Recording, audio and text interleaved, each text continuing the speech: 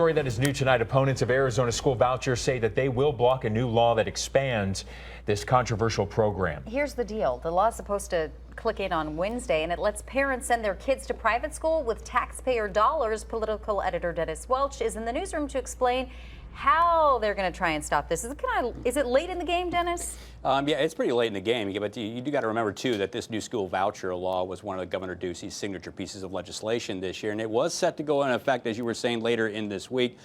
But parents groups say they haven't got enough signatures now to halt it, send it to the ballot to the voters next year, but we looked into it, and history suggests that they may be coming up a little bit short.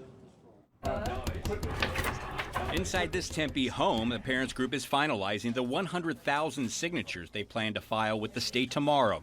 There's been plenty of tedious work. And put a halt to the expansion of Arizona's school voucher program and send it to the ballot next year. When they sign, we want to make sure that it counts. That is the big question, whether all of these signatures are valid. Based on past campaigns, 30% could be tossed out, leaving Save Our Schools Arizona just short of the 75,000 they need to qualify for the 2018 election. I think we've got it, and it's been super easy to gather signatures. Everybody's on board with helping out our public schools. Political consultant Barrett Marson says it will be a razor-thin margin one way or the other.